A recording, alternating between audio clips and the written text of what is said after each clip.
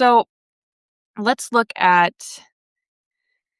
Pope Leo's acceptance speech for the Liberty Medal, which he received on the 3rd of July. So right around the National Constitution Center gives out this Liberty Medal every year on the 3rd of July.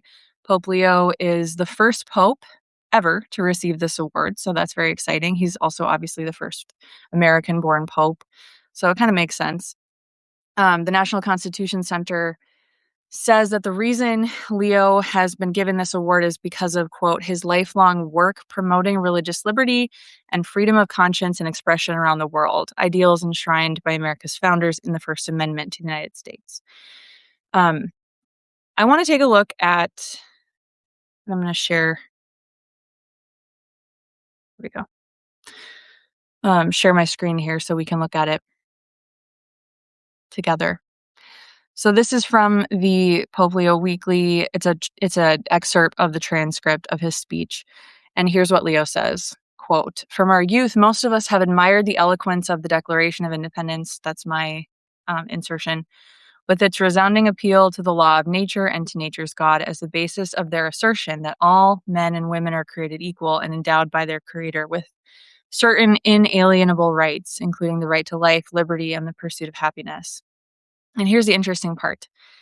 He says, while couched in the language of the Enlightenment, this claim is ultimately grounded in an understanding of the human person, inspired by the great biblical vision of man and woman being created in the divine image.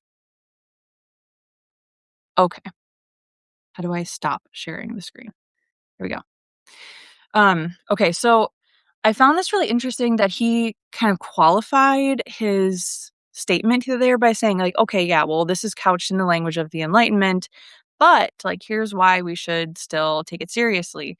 And it made me think of the fact that, Leo's never speaking in a vacuum. And there is this reality in the Catholic Church, especially in the United States right now, of this like post-liberal movement, and a lot of very influential thinkers in the Catholic world. Like I'm thinking of Patrick Deneen or Sohrab Ahmari or J.D. Vance. Who's the other big one? Oh yeah, Adrian Vermeule, who's a legal constitutional scholar at Harvard. This cohort of post-liberal Catholics who have sort of decided and made the claim that liberalism has failed. It's a broken, it's a fatally flawed system that could never work.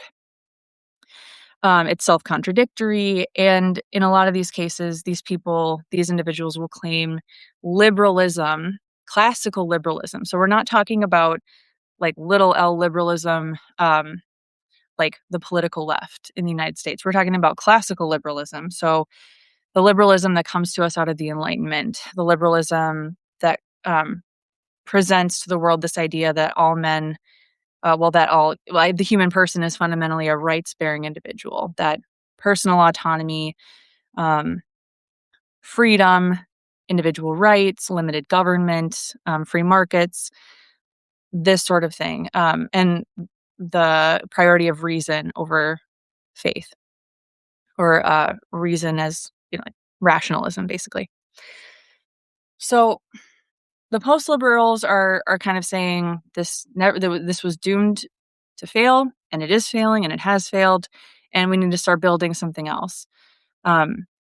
So some of the most prominent, like I said, some of the most prominent post-liberal thinkers right now, Patrick Deneen, Adrian Vermeule, J.D. Vance is a self-proclaimed post-liberal.